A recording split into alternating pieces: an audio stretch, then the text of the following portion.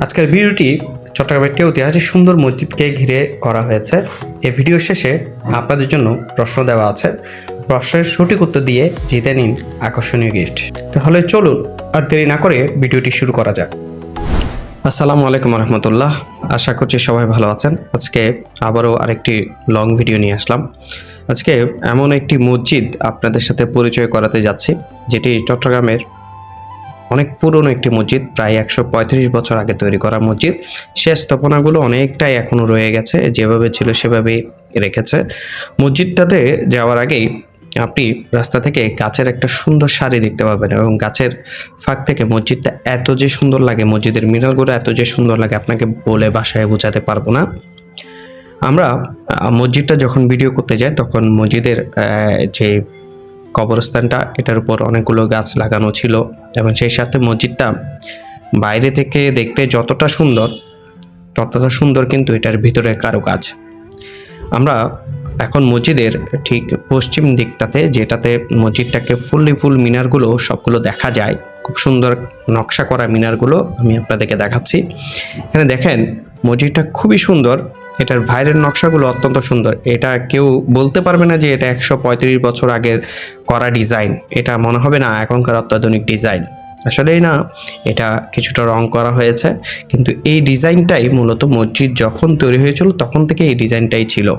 হ্যাঁ, খুব সুন্দর চারপাশে গাছপালা, এবং আপনার মসজিদের মিনারগুলো খুবই সুন্দরভাবে সাজালো গোছালো। হ্যাঁ, দেখলেই প্রাণটা জুড়িয়ে যায়। এত সুন্দর মসজিদ চট্টগ্রামে আছে। আসলে আমি অনেকবার গিয়েছি মসজিদের আশেপাশে, কিন্তু ভিডিও করার জন্য সময় পাইনি।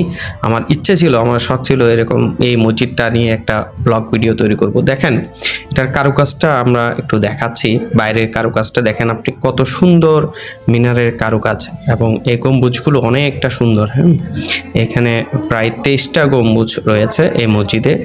এর গম্বুজগুলো এবং বাইরের কারুকাজগুলো খুবই সুন্দর। আপনারা দেখলেই মন জুড়িয়ে যাবে, চোখ জুড়িয়ে যাবে। দেখুন কিভাবে কত সুন্দর কারুকাজ করে একদম নির্মাণ করেছিল এই মসজিদটা। যিনি নির্মাণ করেছেন আমরা তার পরিচয় আপনাদেরকে শেষে তুলে ধরবো। নির্ধারণ কারুকার্যে এই মসজিদটা তৈরি করা।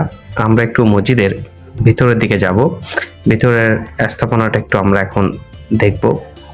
আপনি যখন মসজিদে ঢুকবেন তখন একটা গেট আপনার সামনে চোখে পড়বে, সেই মান্দাতা আমলে, অর্থাৎ 1800 সালের গেট এটা। এখানে কারুকাজগুলো পাশে, এটা হচ্ছে কবরস্থান, এবং এই কারুকাজগুলো একটু আপনাদেরকে দেখাই। এগুলো সেই পুরাতন আমলের কারুকাজ যেটা আপনি দেখতে পাচ্ছেন, এবং এই গেটটা সে তখনকার আমলেই কিন্তু তৈরি করা ছিল। এটার ভিতরে যখন আপনি ঢুকবেন মনে হবে না আপনি প্রায় 150 বছর আগে পিছনে চলে গিয়েছেন। এই কারুকাজগুলো, ইটগুলো যখন আপনি দেখবেন তখন আপনার এরকমই মনে হবে। এবং আপনি দেখেন এটার সামনে একটা সুন্দর পুকুর আছে, যেটাতে আমরা যাচ্ছি এখন। এখানে পুকুর, এখানে বসে হয়তো বা আগেরকার দিনে যারা মুরব্বীরা ছিল তারা বসে বসে এখানে নামাজ শেষে আড্ডা দিত এবং অজু করতো এখান থেকে। আমরা একটু মসজিদের ভিতরটা একটু দেখবো এখন। এই মসজিদের ভিতরে যদি আমরা একটু প্রবেশ করি তাহলে দেখতে পারবেন সেই আগের দরজাটায় আছে, আগের আপনার কারুকাজগুলোই আছে, এবং সেই ভিতরের যে মিনারগুলো আপনারা এখন দেখতে পাচ্ছেন, বা আপনার গম্বুজগুলো দেখতে পাচ্ছেন, যে দেওয়ালগুলো আপনারা দেখতে পাচ্ছেন, সেগুলো 130 বছর পুরনোই দেওয়াল। এগুলো কারুকাজগুলো আপনি দেখেন তখনকার দিনের কারুকাজ, এটাই যেভাবে ছিল সেভাবেই রেখে দিয়েছে তারা, হয়তো বা একটু রং করেছে। কিন্তু এখানকার এই মসজিদের একটা বিশেষত্ব হচ্ছে এটার কারুকাজগুলো খুবই সুন্দর, এবং এটা 3 দরজা বিশিষ্ট মসজিদ, অর্থাৎ এখানে 3টা দরজা কিন্তু রয়েছে, একটা নয়, দুইটা নয়, 3টা দরজা এটাতে রয়েছে, এবং প্রত্যেকটা দরজা সুন্দরভাবে কারুকাজ করা, ডিজাইন করা, এবং প্রত্যেকটা দরজাই খুব সুন্দর সুন্দর আপনার ডিজাইন করা হয়েছে। এবং এই দরজাগুলো আপনি যত দেখবেন ততই আপনার ভালো লাগবে। আসলে আগেরকার দিনের ডিজাইনগুলো কেন জানি একটা হৃদয়স্পর্শী, কারণ আগেরকার দিনের মানুষ নিজেদের হাতে, তখন তো তেমন মেশিন ছিল না, তখন তো তেমন কোনো প্রকার প্রযুক্তি ছিল না, তারা নিজের হাতে খুঁচিয়ে খুঁচিয়ে কিন্তু প্রত্যেকটা জিনিস তৈরি করেছে, যার কারণে এটাতে দেখলেই বোঝা যায় এখানে মানুষের ভালোবাসা, পরিশ্রম, গায়ের ঘাম এখানে কিন্তু রয়েছে। এটা হচ্ছে মসজিদের একটা বাইরের অংশ। যেটা পরে বানানো হয়েছে। আমরা এখন ভিতরের অংশে যাই, যেটা হচ্ছে মূল মসজিদ, যেটা 135 বছর আগে করা হয়েছে। এটার মসজিদের ভিতরের ফটকটাতে আমরা এখন এসেছি। এখানেই কিন্তু সেই কারুকাজগুলো আপনারা দেখতে পাচ্ছেন, আগেরকার দিনের কারুকাজ। এখানে প্রত্যেকটা দেওয়ালে দেওয়ালে কিন্তু খুব সুন্দর সুন্দর কারুকাজ করেছে। আসলে যিনি এই মসজিদটা তৈরি করেছেন তিনি তখনকার দিনে ধনী বললেই চলে, উনি ভালো ধনীই ছিলেন এবং উনি রেখে গেছেন ওনার স্মৃতি। এই মসজিদের আরো একটা বিশেষত্ব যদি আমি বলি, এই মসজিদটা কোনো কমিটি দ্বারা পরিচালনা করে না। এই মসজিদটা সম্পূর্ণ একক মালিকানায় পরিচালিত, অর্থাৎ যিনি করে গিয়েছেন আলী সাহেব, উনি এখন কিন্তু বেঁচে নেই। উনি ওনার যারা উত্তরসূরি, ওনার নাতির ঘরের পুতি, তারাই কিন্তু এখন এই মসজিদটা রক্ষণাবেক্ষণ করছে। আরও মজার বিষয় হচ্ছে উনি এই মসজিদের নামে অনেকগুলো বিজনেস কিন্তু করে দিয়ে গেছেন, যাতে করে এই মসজিদটা কিয়ামত পর্যন্ত চালাতে পারে।